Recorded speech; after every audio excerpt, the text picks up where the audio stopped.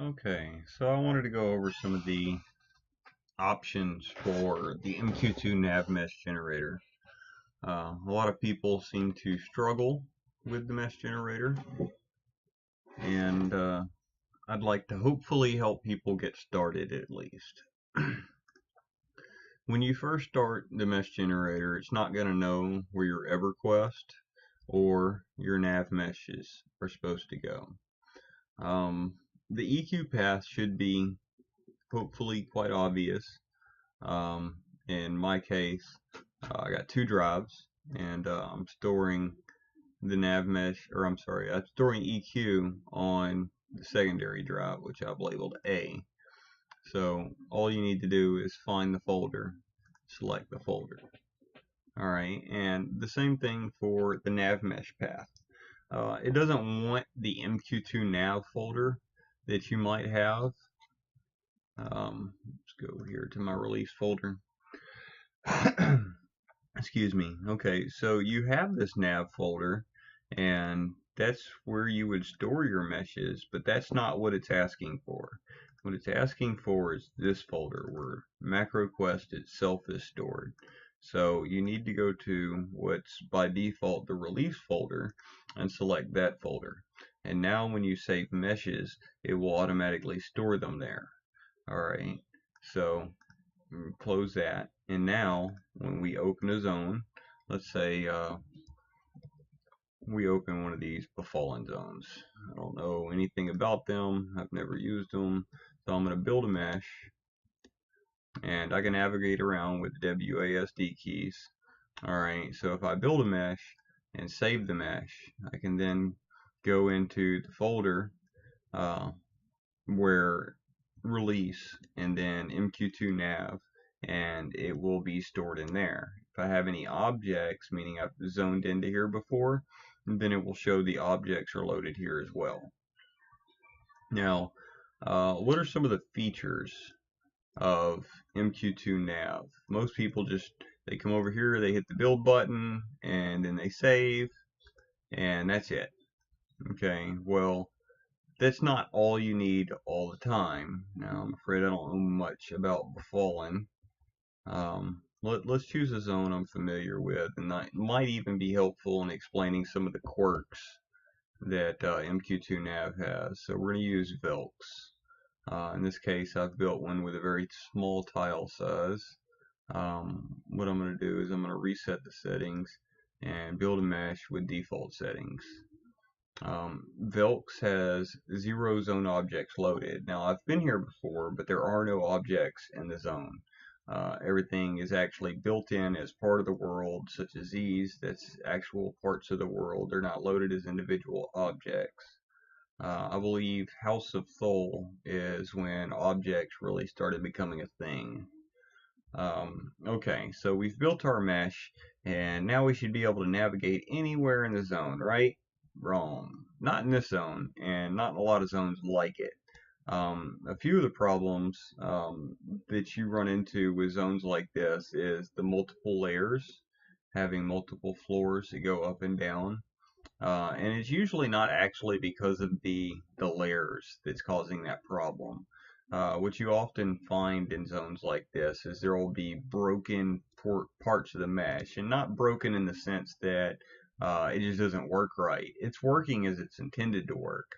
Like this spot here is going to prevent you from getting up too high because it is separated right here where it comes to a point, and you can't really navigate there.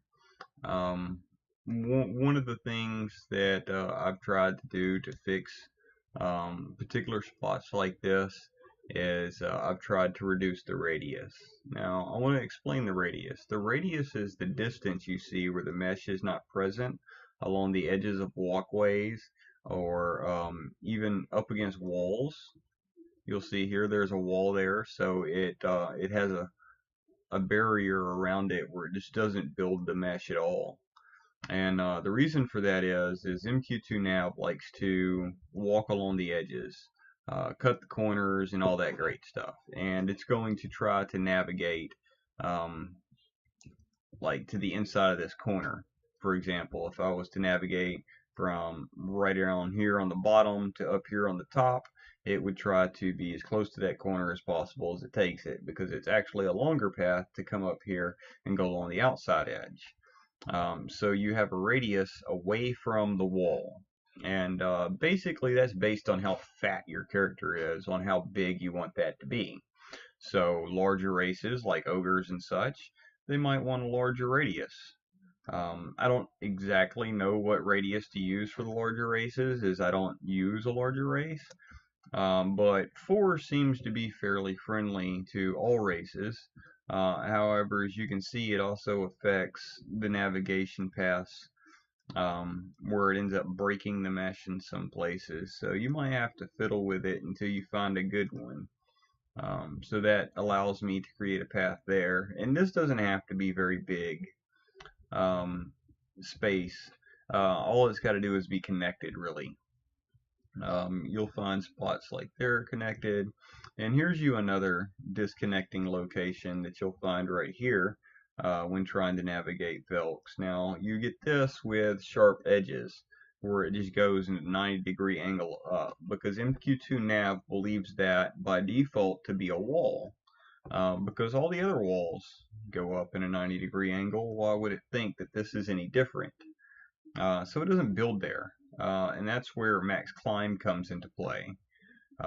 You might be able to climb a larger height by adjusting that. Now, I know my dwarf can run up there, but probably more along the edge. So the unfortunate part about adding to my radius is now my dwarf is too short to walk up this. So if you primarily play short classes, or let's reset that, or you shrink everywhere you go, then maintaining the low radius is actually better, as long as you don't find yourself running into objects very often. So again, when you build a mesh with the default settings, you can see it's still broken right there. And I can fix that particular bit by increasing my max climb, and now that that is connected, I'm okay to go there. However, again, that does not fix stuff like that. So is my mouse quits glitching. This is just never going to work. Now, the way we can check that without ever getting into the game, and even check over here where I've corrected the navigation path to connect, is to come over here to the beginning. And I'll just zoom out here. This is the beginning. This is where you come in, and this is the start. Now, right here in the top, you have the Nav Mesh Tester tool. Bit of a tongue twister. And so, by default, we have Pathfind Follow. We also have Pathfind Straight, Pathfind Sliced, Find Distances to Walls, and a lot of other little useful tools. But I'm not really sure about all of them. I primarily use the path to follow. And how you do that is right up here. It says left mouse button plus shift is to set the start location, and then left mouse button set end location. So if I shift and left click, I create a start point. Now if I just left click, I create an end point. And then, as you can see, it's now drawn a dotted line that follows the edges of the walls. Again, like I say, it travels really close to the inside edge of the walls. Alright, and then it cuts straight across to that opposite corner, because, you know, that should be the shortest distance, and then over to the point I want to navigate to. Well, what about this spot over here where I called myself fixing it? Well, yeah. So now we can see here that I am actually drawing a path that goes up this particular ledge. Now, if I come back over here and I set this to default and I build the mesh again, and I go to the Nav Tester tool, and I select to build the end point there and the start point down here, it gets to here and then it stops. As you can see, the dotted line does not go all the way to the end. So it is beneficial sometimes to edit your meshes to be more on par with your actual characters. So if they can climb a taller slope because they are taller, increase their max climb. You know, even if it's only by one unit, you know, it might make the biggest difference in the world between your mesh working and your mesh not working.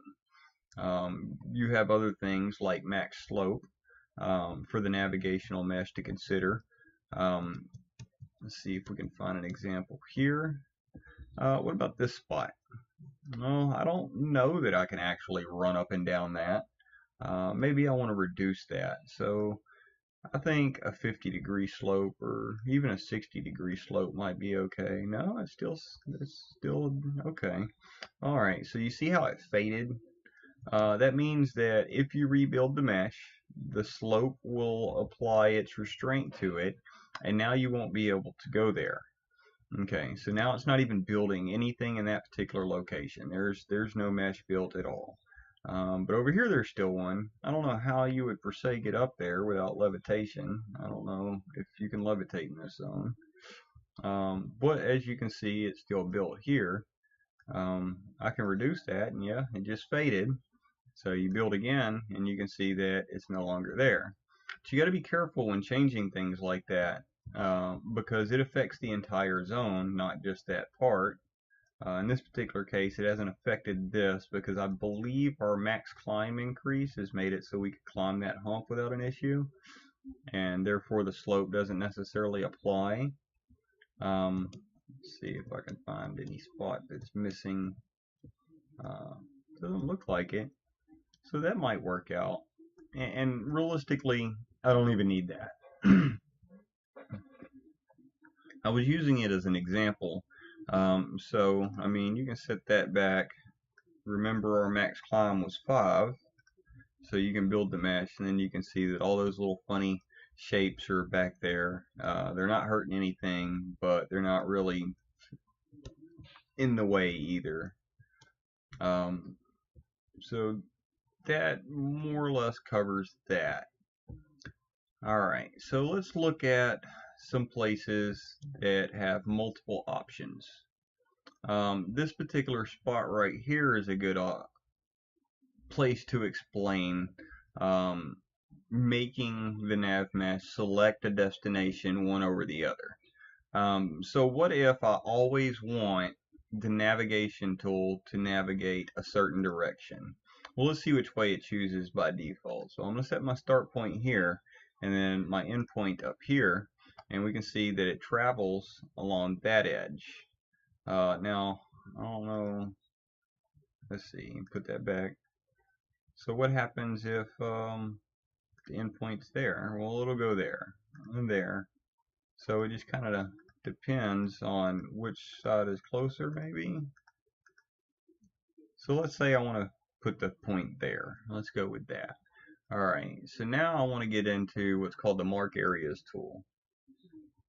For the Mark Areas tool, by default, you have not walkable, walkable, jump, and water. Water is a high avoidance type thing. Not walkable gives it a navigational avoidance of 0. 0, it won't want to walk there at all. In fact, it'll usually cause you problems because it'll try to walk there and then just stop when it gets to it, kind of like it ran into a wall. For us, however, we would typically use our own, unless it's actually water, in which case you could use the default one. So before I explain how to make a volume, I want to go over here, and the edit button shows area types.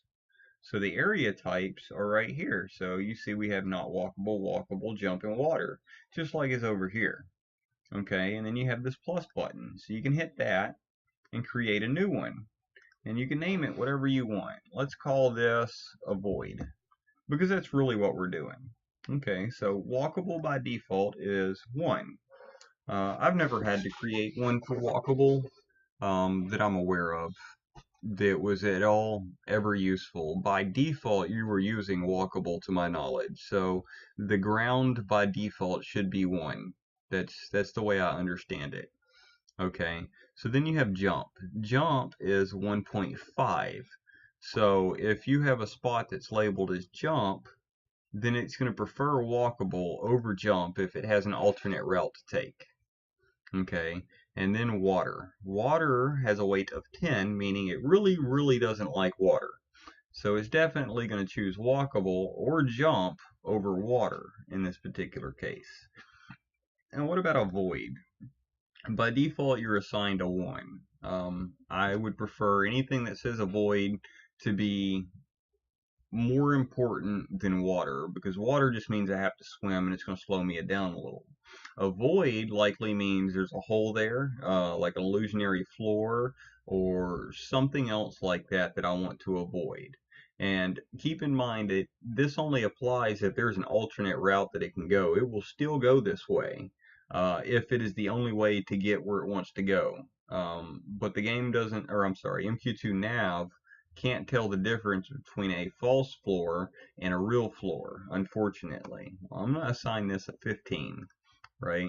And you can just click anywhere off of there, close that, and when you come over here to the area type and click the drop down, you can see that a void is now in there. All right, so now I want to avoid one direction more than the other in this particular area right here. So before we had clicked and then clicked along this edge, and that was what we wanted to do. But I'm going to do the same thing as far as where I click, but first I'm going to create a volume, and that's an avoidance volume. Now if you have selected this at this point, you can click, and if you look, it's hard to see, I got a red pixel there, and that was my first click. My next click I'll put over there, and I'm building a box, so to speak, thinking about laying out a box. That's probably the easiest way you can explain it. Now if I put this box, even if it's only that big, okay, it's not going to look very big. The outline for it, you can see, is right here, and it goes across the floor here. I want to create the volume. Now you can't make this volume cover any more area left and right, front to back, once you hit create volume. So if you need that to extend further, maybe down here, then you need to go ahead and do that, and maybe even up here you need to do that. Now the boxes don't have tilt at all. They don't tilt with the floor. They're very flat. Okay, and as you can see, it's not really covering the whole floor in this case because it's sloped. I'm going to go ahead and create volume anyway. Alright, so I've created my volume and it's present, and it's only covering this little piece.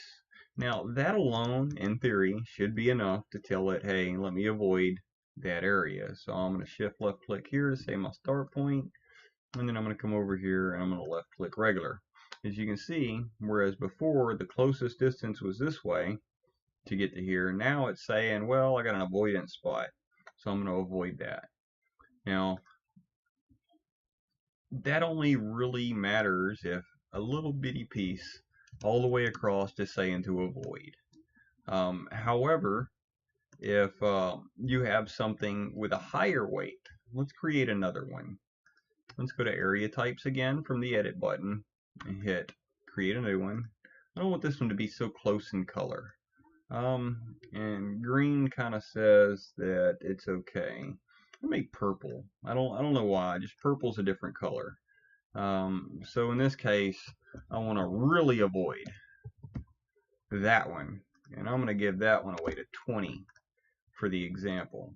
Alright, so unfortunately typing using the WASD keys while typing will move you around on the screen. It doesn't lock you into the keyboard if you have clicked into a text box. Alright, but that's neither here nor there. It's not really an issue.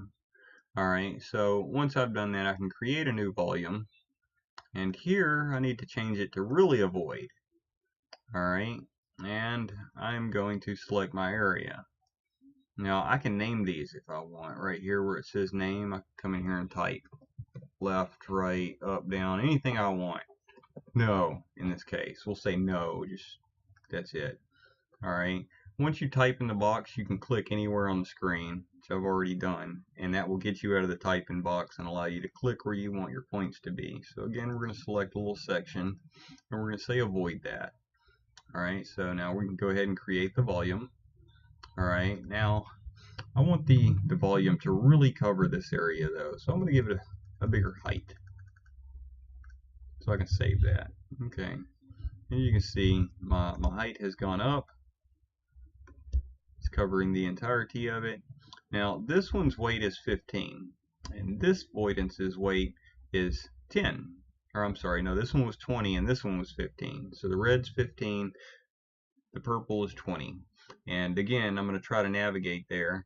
I'm going to go to the tester tool, and I got the path find follow. And I'm doing this backwards, so we'll set the start there, and then the end here as we did before. And as you see, it selected the red path over the purple path because this one's more important to avoid than that one. So with that alone, you can force your character to do a lot of interesting things, especially in wide open zones. Now, I don't know much about OT and the pits for OT, but we're going to go look at it. Let's see, go over there too.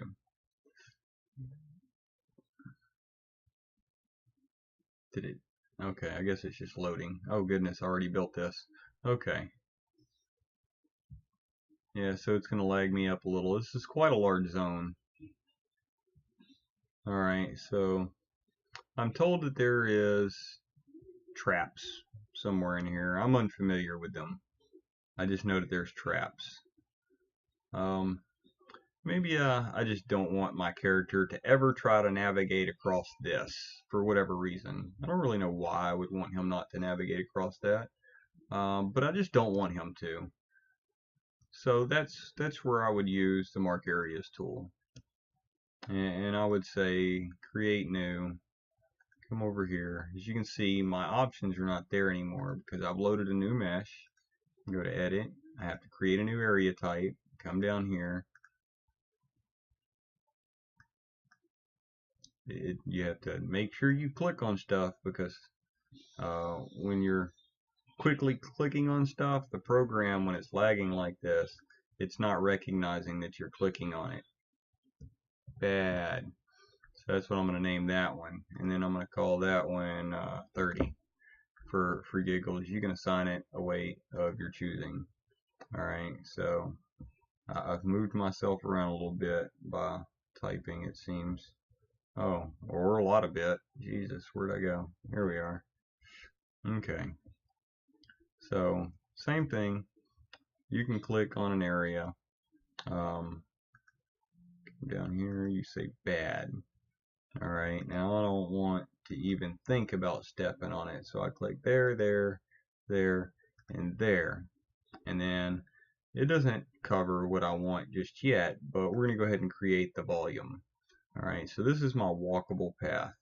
All I got to do is cut off the entry points realistically, and he'll prefer to go elsewhere as opposed to entering that area, right? But we'll go ahead and go to unnamed, and we'll say weird bridge, and save that change. We'll zoom out some. So again, like I said, you can adjust the height of your bounding box here. You can even type a number directly in and just say 30 and go ahead and save your change, and it will build that block over there. And then you can test to make sure that that's going to do what you want with the nav tester tool, right? So I use my path find. I'm coming from over here, and I'm going to end over here. He's going to prefer to go around as opposed to through the box. Well, what happens if I come over here and I delete that? Will he still prefer that? So let's find out. There we go. Alright, so start point over here, end point over here. Nope, he wants to walk across the bridge. So, as you can see, it'll help you avoid things. So if you know where these pit traps are that people have talked about, then you can go over there and do that. There is another method which is beneficial for large wide open zones like this, for you not navigating in an area at all, to not even consider it, and it will also keep any pulling macros that you have from considering it if they're using MQ2Nav, right? And that's by deleting the tile. Now the tile deletion can be done in the tile edit tool, which is the first and original one that you start on. Okay, and that's by just right here it says left mouse button rebuilds the tile, and shift left mouse button clears the tile. So if I don't want to go somewhere, I can just clear the tile. I don't want there to be a navigation tile there, right? So I can just delete all these, and then I don't have to worry about it anymore, right?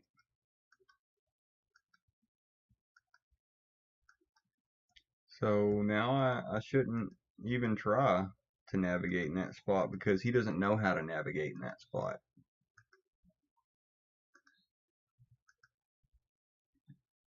Let me just delete them all. See, I'm doing the very edge of this. Now, the downside to that is you're also deleting any tiles that it's attached to above or below it. So in multi-layer zones, it doesn't work out real well. So if we scroll down here to the base of this, you can see they removed all the tiles around the edge of this. So I mean, I could have cut off a path that now I can't get back there if I wanted to, if this was cut off, right? I'm gonna go ahead and delete that one too.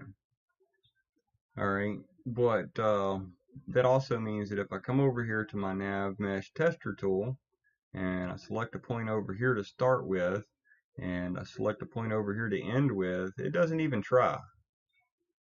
As you can see, there is no dotted line. It doesn't go to the edge. It doesn't even try because the path doesn't exist, and it knows that because there's no mesh there. There's no mesh over here for it to navigate to. So if you try to navigate to there, it'll tell you no. I can't find the destination on the navigation mesh, so I'm not even going to try that. Which is what I wish it said when the path was incomplete, but it doesn't do that. However, we can just put all those back with the left mouse button, and anywhere we put it back, we can force it to select a path by deleting the area around it if we so choose, right? So now I can go back to the Nav Mesh Tester tool. I can say, well, this is my start, and then I want to end up over here. So now it's only going to navigate into those. So that's one way to also force specific navigation. A bit more time consuming, probably not the preferred method of choosing to do things, but that's the way it works. Now keep in mind, you won't save any of those deleted tiles or the fancy bridge I had put in had I left it without hitting the save button. I'm not going to do that. I don't mind the current existing mesh. Right, so if I want to revert all my changes without saving, all I got to do is reload that specific nav mesh, however long that may take. And we're back. Alright, so another problem zone that people have brought to my attention were zones like Skyfire. Skyfire I can show you an example of, and then we can also discuss zones like Bastion of Thunder, which apparently is a problem zone for a lot of people too. Now, I wish I could tell you that I know how to fix Bastion of Thunder, but I do not.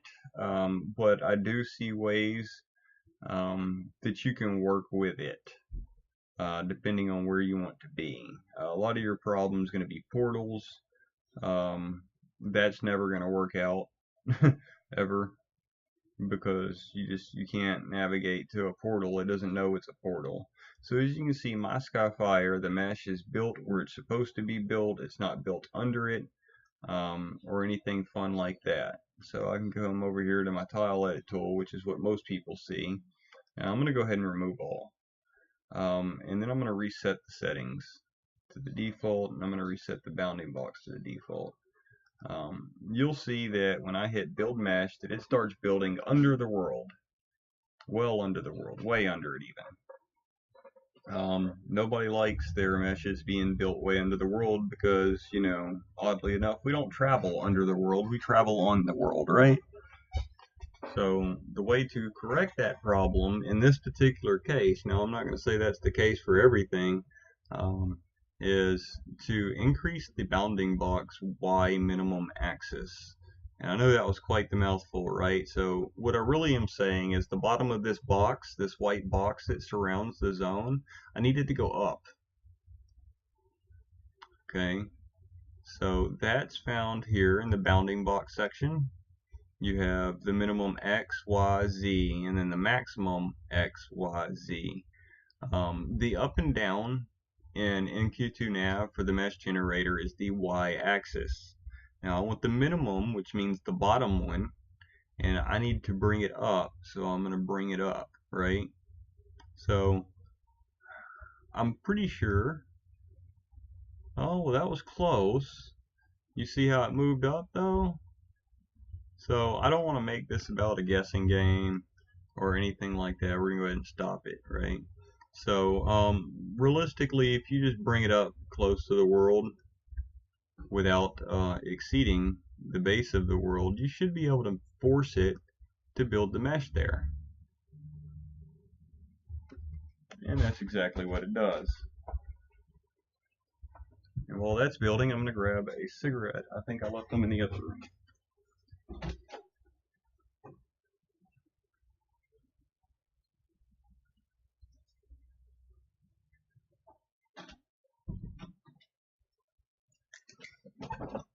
Well, as you can see, it's not building near as fast as it did when it wasn't trying to go around objects, right? So it appears I have one zone object, and then there's actual walls for it to avoid now, so it has to create its radiuses and things of that nature. So it's quite a bit slower when it's building the actual implementation. Just wanted to make sure we were still recording and move my window a little bit.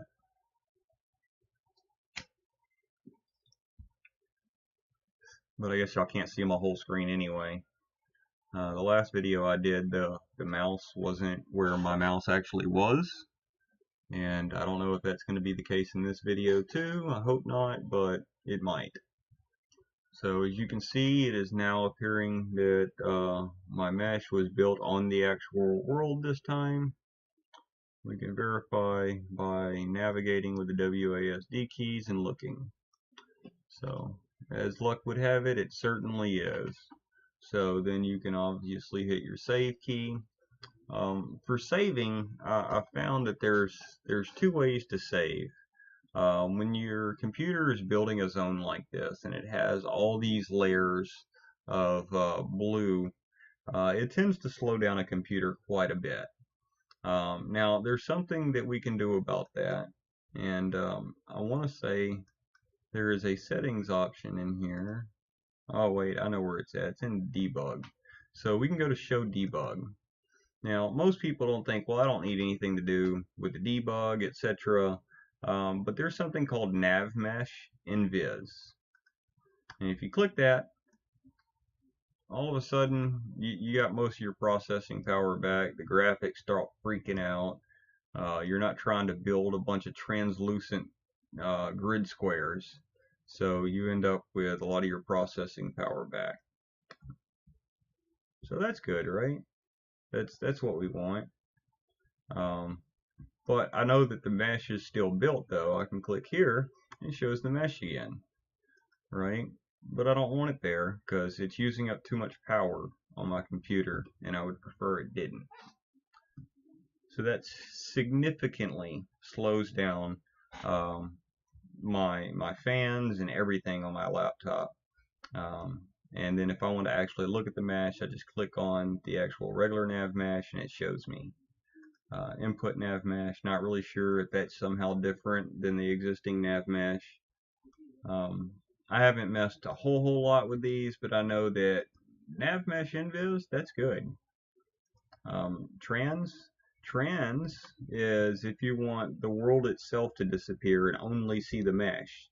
So you can actually see how the mesh is built and how it goes around objects and through. So if you're in like a cavernous area and you want to see the mesh itself as opposed to the objects, then you can see that there's a path through here that it would take to get over here, for example.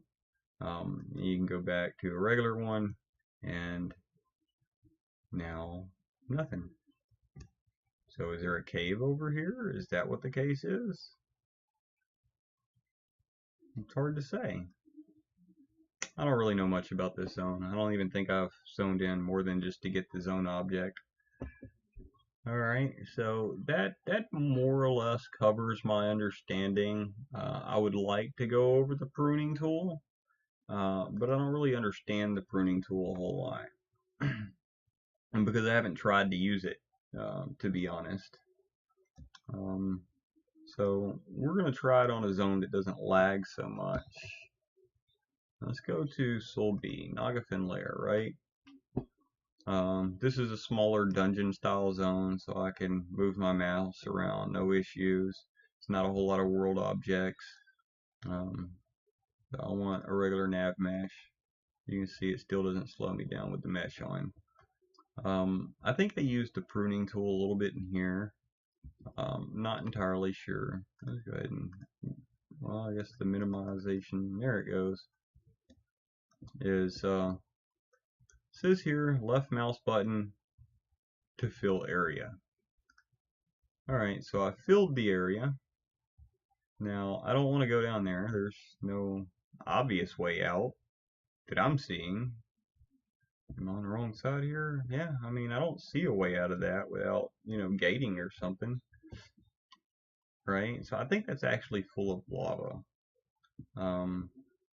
So we could identify it as lava if we liked, with one of our mark area tools, or we could just prune those. I think let's clear this. No, I didn't want to clear the selection. I want to, no, okay, so this is opposite. I don't have a prune selected, I have a prune unselected. Let me clear selection. Alright, so if I click here, prune unselect, like, Jeebus. Is it pruning the unselected? I don't really understand. It's darkening it. I don't know if that helps me. Well, I guess it's clear what is attached to this landing pad, at least, because they're different colors. Now, did the prune tool do what I wanted? No, I don't know.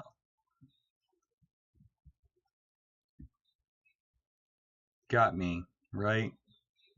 So that's why I didn't really think I could go over this, because I don't really understand it.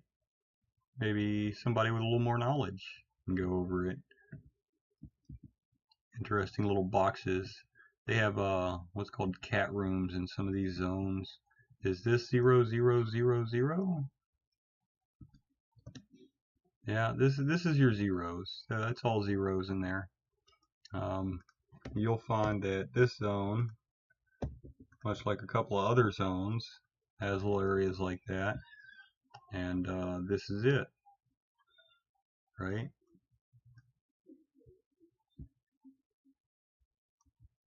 So that more or less is what I understand of nav meshes. Now I said I would go over Bastion of Thunder, I think.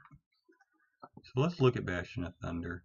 And much like Skyfire, you'll find that there are similar issues with Skyfire as there are with Bastion of Thunder. That's not quite 0. I wonder where that is. I've never been in that little room. That'd be interesting to see if it had a bunch of locations in that hole. But anyway, so let's go over here to our regular mesh building tool, and we're gonna go ahead and build this. Oh, it looks beautiful.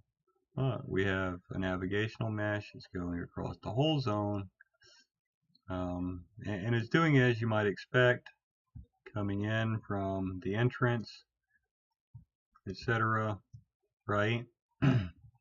So that makes that earth side, whatever those dudes are, that guy over here, I guess that's lightning, and yeah, blah blah blah. Okay, so anyway, the problem isn't really down here. It's fine up to this point, but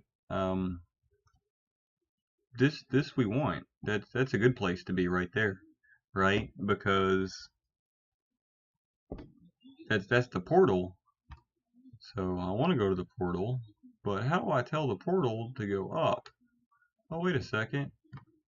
It looks like we have another Skyfire issue going on here. it's not building my mesh where I think it should be built, which is where the ground actually is. It's doing this again, right? So it's working in some areas. So like here, it's kind of working, right? It doesn't build across these steps, unfortunately. Maybe I need more max climb. I can build my mesh there. No, that didn't really help me any bit. So this is why you have problems with this, because it breaks over and over and over and over again, right? So what about height? Height, that's how tall my character is. Me dot height, right? So maybe if I adjust height. Well, that doesn't seem to be giving me a gap there either. So this zone is a little bit like Velk's, in that there's just really no good options for navigating around inside of it. And again, you have stuff being built well below where it should be. And so again, we can increase the bounding box, but the problem with that is the very bottom of the bounding box is already at the very bottom of the zone. So if I increase the bounding box's minimum Y, I am again going to run into the same issue. As you go up here, you'll see that the max Y is also at the maximum height of the zone. So the bounding box playing will not work here, right? I mean, it does, but not really. It'll work. Let's show you. So let's say I increase the minimum Y and I build again.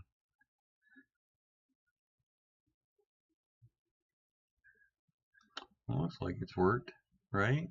Except I had to increase it to where the entire bottom floor is not covered, right? So now I can come up here and I can see that it's still not building it all correctly. Though I do now have this area, I don't have other areas in the top or the bottom that are actually being useful to navigate. So there's just some zones that you will just not be able to use MQ2 navigation in at this current point. So it's not really a whole lot of use in trying. I mean, if you're always going to be on the top, you can make adjustments and then manually travel.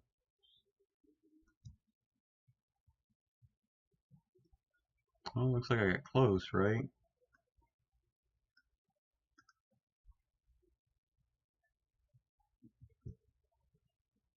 So for whatever reason, the axes are off in the world zone file. This could be indicative of a bug in MQ2Nav, but I, however, do not know near enough about coding to even insinuate that that's definitely the case, or that there is another way to do it, or even proffer a suggestion as how to fix it. So, I mean, with most things, you're going to have quirks, and in this particular case, zones like this, or zones with portals, invisible walls, invisible floors,